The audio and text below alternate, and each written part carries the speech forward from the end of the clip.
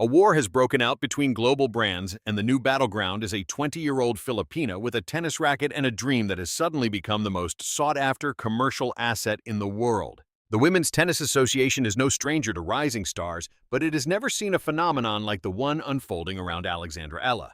Consequently, the titans of the global sports industry are now scrambling for a piece of the action. One minute, she was an unknown wildcard entry, a name that barely caused a ripple outside of the Philippines. The next, she'd taken down the world number 2, shattered the top 100 ranking, and set off a sponsorship frenzy that completely blindsided the tennis establishment.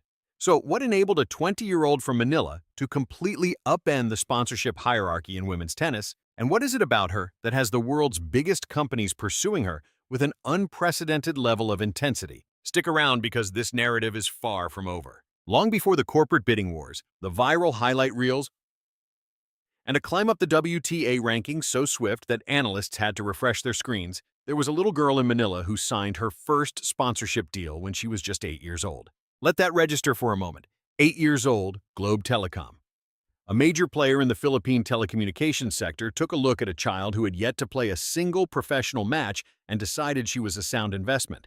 This is not how these stories usually go. This is not the standard operating procedure in the world of professional sports. Endorsements are supposed to come after the championships, after the high rankings, after an athlete has proven their worth. But there was an undeniable quality in Alexandra Eala that made Globe peer into the future and see a potential that was still invisible to the rest of the world. She came from a family immersed in sports. Her mother, Riza, had been a decorated competitive swimmer. Her brother, Michael, would go on to play collegiate tennis at Pennsylvania State University. In the Eala household, athletics were not just a hobby. It was a way of life, a discipline and a framework for seeing the world, and Alex absorbed every bit of it. When she departed the Philippines to train at the Rafael Nadal Academy in Mallorca, Spain, she was already shouldering a nation's hopes on a physique that tennis analysts would later characterize as deceptively slender. But anyone who observed her train understood that the word slender could not have been more misleading. Her dedication to her craft was obsessive. She analyzed the sport with the same rigor other kids her age applied to their college entrance exams. She honed her abilities alongside Europe's elite young talent and assimilated the tactical brilliance of one of the greatest minds the game has ever known. Babolat, the French tennis equipment behemoth, scouted her during her junior years and wasted no time offering her a racket sponsorship. The pure arrow she now wields on the WTA Tour wasn't simply given to her. It was secured through countless rallies during years of grueling behind-the-scenes development that the public never saw. In 2019, Nike came on board. One of the most dominant sports brands on the planet saw a 14-year-old Filipina and determined she was worthy of its coveted signature. This was not a reward for past achievements, but an investment in the champion they could already see she was destined to be. By 2022, the Bank of the Philippine Islands had joined her team, casting Eala as a representative for financial discipline and literacy values that were a perfect reflection of her own character. This was more than celebrity marketing. It was a brand discovering a perfect, authentic partnership. She triumphed in the 2022 U.S. Open Junior Singles, becoming the first player from the Philippines to ever win a Grand Slam Junior Singles championship. The reaction in the Philippines was ecstatic. The national press provided the kind of non-stop enthusiastic coverage normally reserved for Olympic gold medal victories. And beneath the surface of the celebrations, a powerful commercial engine was quietly being built around a name the international tennis community was only just starting to learn. This was the groundwork patient, strategic, and genuine. But a foundation's true value is determined by what is built upon it, and the structure about to be erected on Alexandra Eala's foundation was set to rattle the entire establishment of women's tennis. Prepare yourself, because the events that transpired next in Miami would change the game forever. And absolutely no one, not the sponsors, not the WTA, not the fans, was ready for it. The scene was the Miami Open in March of 2025. This was one of the most celebrated WTA 1000 tournaments on the circuit, held in the sweltering Florida heat and watched by a global audience through an extensive network of international broadcasters. Alex Eala showed up with a ranking of number 140. She gained entry through a wildcard, an invitation for players ranked too low for automatic qualification, which is typically viewed by the tennis world as a nod to a promising local, not a legitimate contender for the title. No one else on the tour was losing sleep over seeing Alex Eala's name in the tournament draw. That was their first misjudgment. Her opening match was against Jelena Ostapenko, a Grand Slam winner whose powerful flat-hitting style is known to intimidate opponents before the match even begins. Eala defeated her. Across the tennis world, eyebrows were raised. A wild card beating a Grand Slam champion isn't unheard of, but it is certainly not a regular event. People began to watch more closely. Following that was Madison Keys, the 2025 Australian Open champion, who possesses one of the most potent serves and forehands in all of women's tennis. Keys had entered Miami in top form, brimming with the confidence that comes with a freshly won Grand Slam trophy. Aya systematically beat her. For the second match in a row, a wild card had now taken out a Grand Slam champion in the same event. At this point, the tennis world was doing more than just raising an eyebrow. It was sitting upright, leaning in, and watching with rapt attention. Then came Iga Swiatek, the world number 2, a 5-time Grand Slam champion and one of the most mentally tough players the sport has seen in a generation. Swiatek had dominated the top of the sport for years, amassing titles with a fearsome consistency that had even the world's best questioning if they could hang with her on the grandest stages. Aya beat her too. The second that match concluded, a tectonic shift occurred. It wasn't just a shift in the tournament's dynamic, nor was it confined to the Philippines, where the national response resembled a cross between a street festival and a profound spiritual event.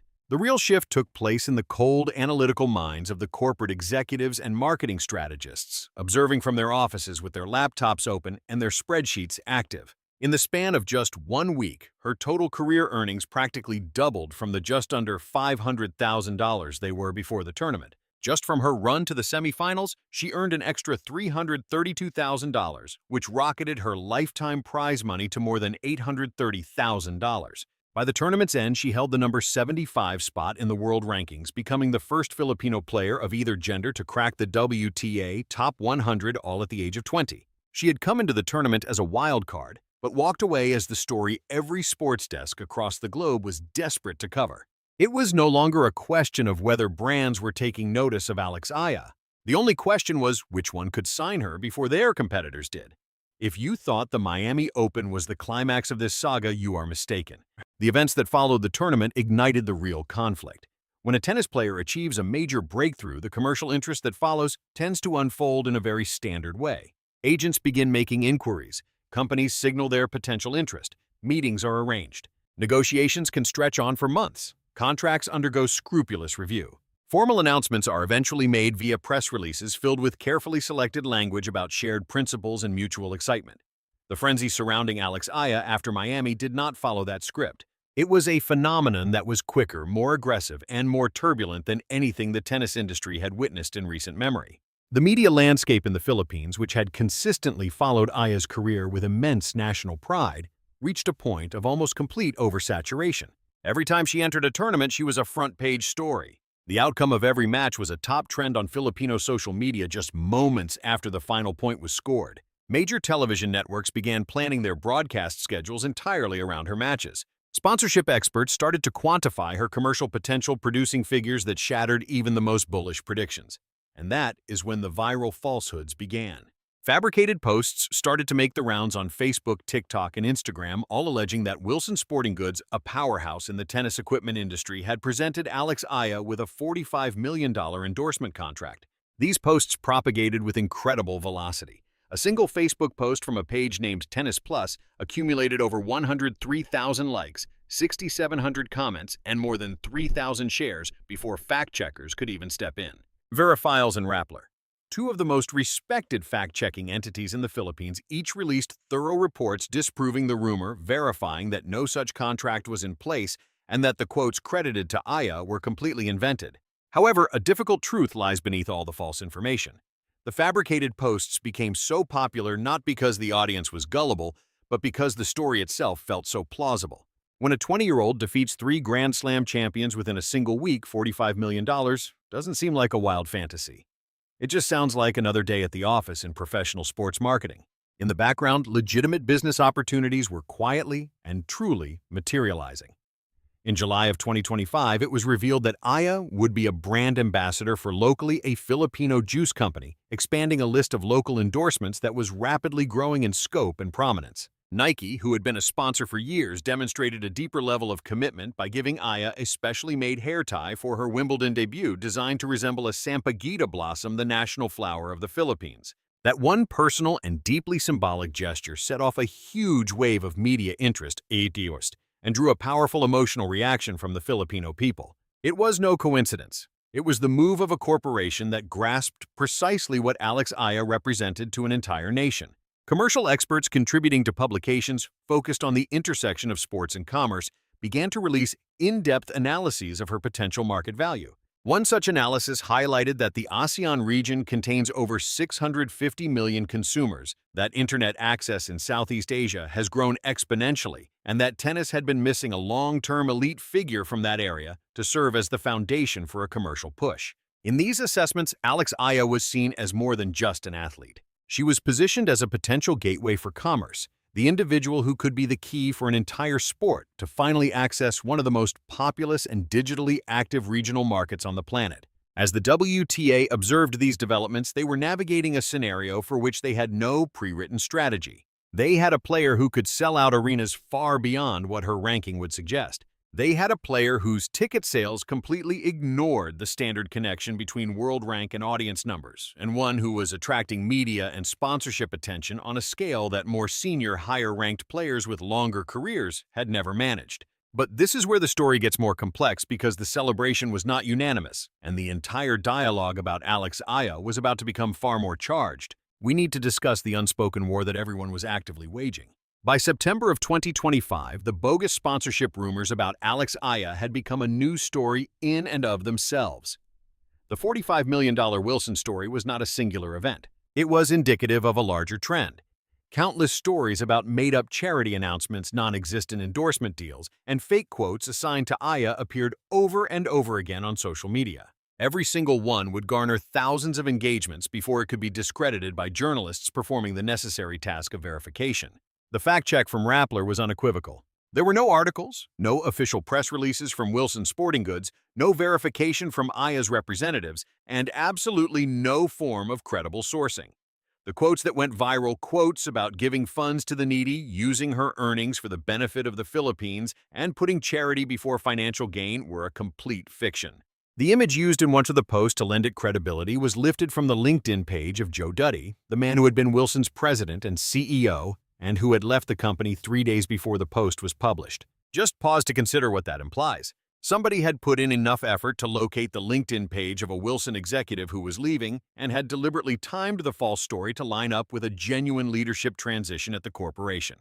This was not accidental misinformation. It was a calculated deception, and it succeeded, not in making people believe the deal was real in the long run. The fact-checkers moved in quickly, but it succeeded because it highlighted something true about the cultural moment Alex Aya represented. The rumor spread because its basic premise was so believable. The idea of a young Filipino tennis phenom being courted by global corporations, making choices that reflected her national pride, and using her influence for a cause greater than herself, that was the narrative people were ready to embrace. It was easy to buy into that story because in many ways the spirit of it was already real, even if the dollar amounts were fabricated. Her actual portfolio of endorsements was already something to behold. She'd been with Nike since 2019. Babolat backed her throughout her junior career. Globe Telecom had been on board since she was just 8 years old. BPI came along in 2022. A local deal with Unilever started in July 2025. She landed a Vogue Philippines cover in November 2022 and a Tatler Philippines cover in January of 2025. She received the Premi Tangla Trophy from the Philippine Embassy in Madrid in April 2025 and took home gold at the 2025 CE Games in Thailand. She closed out the year with a world ranking of number 50. What was actually happening was nothing short of incredible.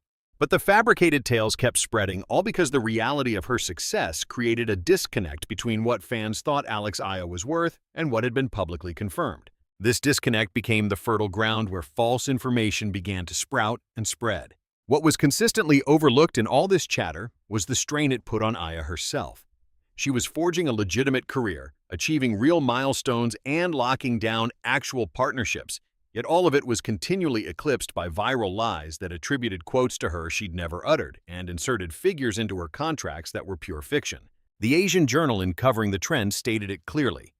Phony sponsorship announcements were running wild on social media time and again, overshadowing her true accomplishments. This is a particular kind of background static that very few athletes ever have to contend with. The kind where your real-life story isn't sensational enough for the internet, so the internet just invents a grander one for you. It speaks volumes about the massive scale of expectation that had formed around her. So, where does this situation leave the WTA? And how are the brands that are genuinely part of her story leveraging the opportunity right in front of them? The reality of the situation may not be what you expect. There's something crucial that gets lost in all the noise about fake contracts and made-up quotes. The companies that are truly supporting Alex Aya right now are making their choices based on data and market analysis that run much deeper than a fleeting viral post. Nike didn't sign a 14-year-old from the Philippines simply because they were looking for more press. Nike commands more media attention than any other sports brand on the planet. They did it because their private talent scouting systems flagged something unique in her game and her profile that ticked boxes on a checklist they never make public. And they have remained in her corner through each phase of her growth, from the qualifying round knockouts at Grand Slams in 2023 to the relentless mid-tier tournament grind of 2024, and through every early round defeat that went unnoticed because their investment was in her long-term path, not a specific ranking. Babolat works on a similar long-range vision.